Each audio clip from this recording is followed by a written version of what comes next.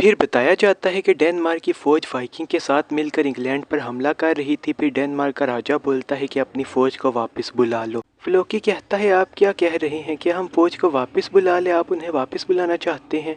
तो फिर राजा बोलता है मैं चाहता हूँ उन्हें आराम करने दिया जाए, गर्मियों में हम दोबारा हमला करेंगे। फिर एस्कलाड और बियोन सब वापस जा रहे होते हैं। बियोन बोलता है पूरी सर्दियों में हाली बैठना बहुत शर्म की बात होगी, अब हम क्या करेंगे? फिर एस्कलाड बोलता है बस वही करेंगे जो परिंदे करते हैं, जहाँ पर हमें खाना मिलेगा हम वहाँ पर ही जाएंगे। फिर अगले सीन में बहुत से सिपाही किले पर हमला कर रहे होते हैं। फिर वहाँ पर एस्कलाड भी आ जाता है, कहता है कि हम भी उनके साथ हमला करेंगे और हम खजाना लूट लेंगे। फिर एस्कलाड थोरफिन को बोलता है कि तुम अगर सेनापति का सर ले आए तो मैं तुम्हारे साथ फाइट करूंगा। फिर थोरफिन जाता है, जो लोग किले पर हमला कर रहे थे उनके साथ थोरफिन डील करता है। अगले दिन वो सब किले पर दोबारा हमला करते हैं। एस्कलाड और भी वहां पर आ जाते हैं। फिर उसके बाद थोरफिन भागता भागता जाता है, वो अकेले ही सबको मारकर सेनापति के सर को काट देता है। एस्कलाड भी किले का खजाना लेकर निकल जाता है और जब इसे पता चलता है तो इससे काफी गुस्सा आता है। फिर थोरफिन भी वहां पर आ जाता है और वो एस्कलाड को सेनापति का सर दिखाता है। एस्कलाड उसे देखकर काफी ज्यादा शौक हो जाता है और वो बोलता है ठीक है मैं तुम्हारे साथ फाइट करूंगा लेकिन अभी नहीं। अगले सीन में एस्कलाड अपने गांव में पहुंच जाता है। वहां पर थोरफिन और उसकी फाइट होती है। थोरफिन पहले से बहुत ज्यादा स्ट्रॉन्ग हो गया होता है। उससे देखकर सब काफी ज्यादा हैरान थे कि ये एस्कलाड का मुकाबला कर रहा है। फिर एस्कलाड थोरफिन को बोलता है कि तुम्हारे फादर बेवकूफ थे, उसने अपनी तलवार फेंक दी।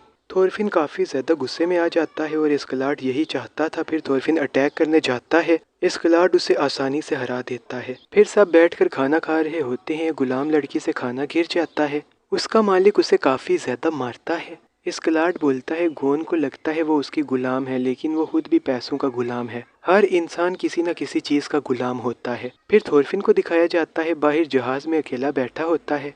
उसके ड्रीम में थोर्स आता है और बोलता है बदला लेना चाहते हो?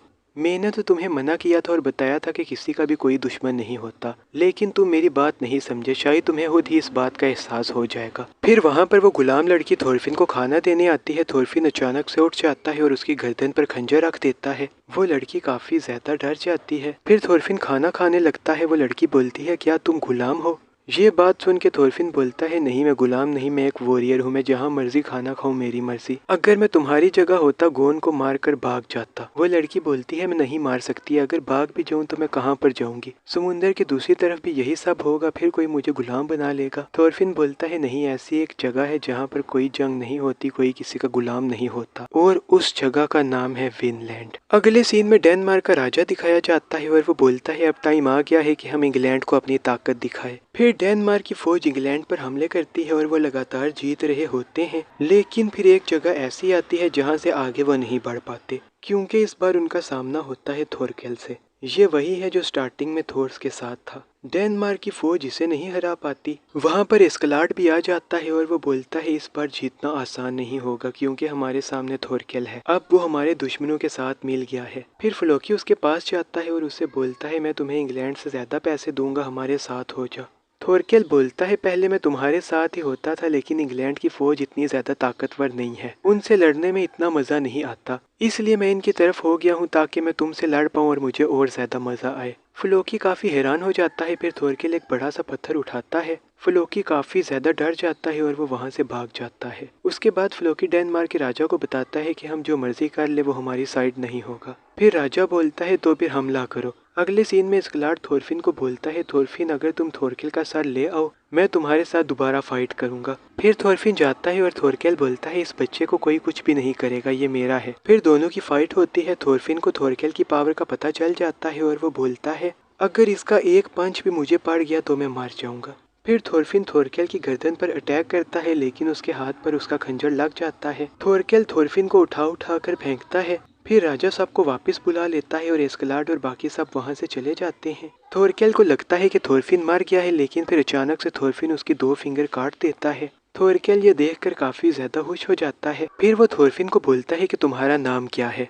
थोरफिन बताता है कि मैं हूँ थोर्स का बेटा थोरफिन। ये बात सुनकर थोरकेल काफी ज्यादा हैरान हो जाता है। फिर थोरफिन वहां से चला जाता है। थोरकेल के सिपाही बोलते हैं क्या हम उसे मार दे? फिर उसके बाद थोरकेल बोलता है नहीं, उसे ना मारना। फिर थोरकेल थोरफिन को बोलता है थोरफिन अगली बार हम दोबारा फाइट करेंगे।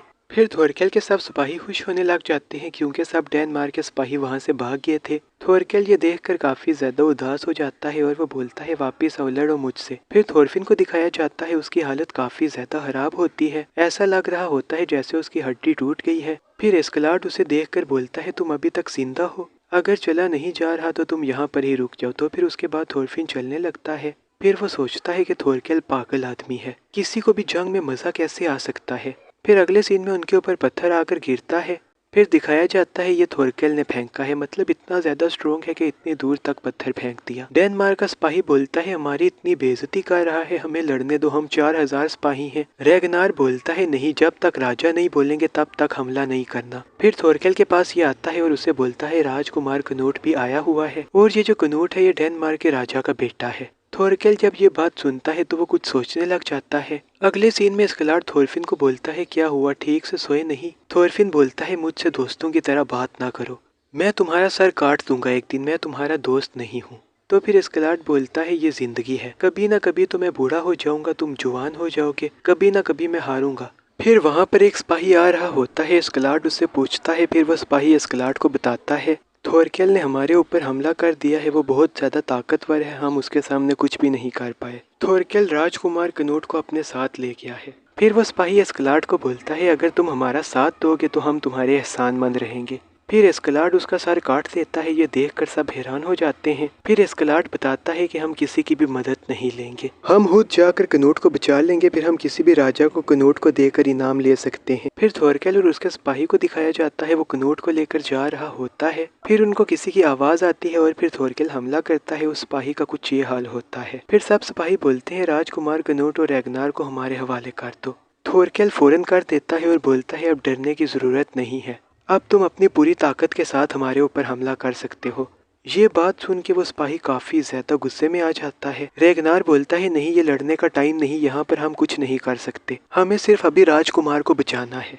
फिर थोरकेल उनका मजाक उड़ाता है और बोलता है अब तो मेरे पास राजकुमार भी नहीं है, अब क्यों डर रहे हो। वो सिपाही काफी गुस्से में आ जाता है और हमला करता है। फिर थोरकेल उनके सब सिपाहियों को मारने लग जाता है। फिर वो सबको मार देता है और दूसरी तरफ एस्कलार्ड पूरे जंगल में आग लगा देता है। ये देखकर थोरकेल खुश हो जाता है और बोलता है इसका मतलब कोई तीसरा भी यहाँ पर है। फिर एस्कलार्ड के सिपाही थोरफिन पर पानी डालते हैं ताकि उसे आग न लगे। थोरफिन फिर कनूट को लेने चला जाता है। बियोन बोलता है अगर हम रेगनार के सिपाहियों के साथ मिल जाते फिर हम भी थोरकेल के सिपाहियों जितने हो जाते। एस्कलार्ड बोलता है बराबर होकर भी हम जीत ना पाते, इस आग में अगर राजकुमार मर भी गया तो हम कह देंगे कि हम नहीं जानते। बियोन बोलता है क्या थोरफिन उसे लेकर आ पाएगा? तुम कुछ भी कहो लेकिन तुम उस पर पूरा यकीन करते हो एस्कलार्ड। फिर एस्कलार्ड बोलता है जिस बेवकूफ को कोई डर ना हो उसका इस्तेमाल करना काफी आसान होता है। थोरकेल के सिपाही कनूट को ढूंढ लेते हैं। फिर वहाँ पर थोरफिन भी आ जाता है। थोरफिन थोरकेल के एक सिपाही को मार देता है और बोलता है मैं कनूट तुम्हें बचाने आया हूँ। फिर थोरकेल भी वहाँ पर आ जाता है और बोलता है थोरफिन ये तुम हो ना, मुझे यकीन था कि हम दोबारा जरूर मिलेंगे। मुझे तुम ये दो बातें बताओ, पहली ये कि क्या जंगल में आग तुम लोगों ने लगाई, और दूसरी ये कि तुमने बताया था कि तुम थोर्स के बेटे हो, क्या तुम्हारी माँ का नाम हेल्गा है?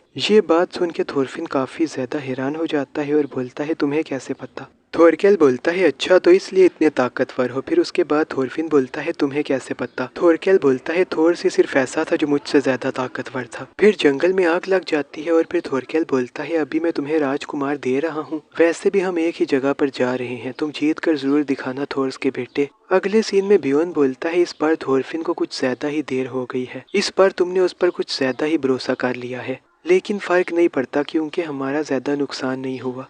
फिर थोरफिन वहाँ पर आ जाता है, उसे देखकर एस्कलार्ड हैरान हो जाता है। फिर रेगनार बोलता है एस्कलार्ड तुम्हारी चाल बहुत बेकार थी, मेरे सैनिक मिल नहीं रहे। फिर एक सैनिक बोलता है वैसे भी थोरकेल ने सबको मार ही देना था। रेगनार एस्कलार्ड को बोलता है मैं राजकुमार कनूट की जिम्मेदारी तुम्हें दे रहा हूँ। फिर एस्कलार्ड बोलता है मैं राजकुमार का चेहरा देखना चाहता हूँ। कनूट अपना चेहरा दिखाता है, उसका चेहरा देखकर सब काफी ज्यादा शौक हो जाते हैं और वो बोलते हैं क्या ये राजकुमार है या फिर राजकुमारी? अगले सीन में थोरकेल को दिखाया जाता है और वो बोलता है वो समुंदर के उस पार चलेंगे, हम वहाँ पर नहीं जा सकते क्योंकि वहाँ पर वेल्स का इलाका है। फिर एस्कलार्ड को दिखाया जाता है और उसे रेगनार बोलता है एस्कलार्ड तुम्हारा प्लान बहुत कमाल का था, थोरकेल अब यहाँ पर नहीं आ सकता। फिर वहाँ पर सेनापति आता है। और यही इन सब को यहाँ से लेकर जाएगा। सेनापति बोलता है मैं राजकुमार को सही सलामत पहुँचाऊंगा, लेकिन तुम लोग कभी भी फिर हम पर हमला नहीं करोगे। ये बात सुनकर कनूट रेगनार को कुछ बोलता है, लेकिन फिर सेनापति बोलता है रेगनार तुम कुछ नहीं बोलोगे, राजकुमार से मैंने पूछा है। कनूट कुछ नहीं बोलता। फिर सेनापति बोलता है अगली बार दोबारा पूछूंगा। वो लोग वहाँ से निकल जाते हैं। रास्ते में उनके ऊपर वेल्स हमला कर देते हैं।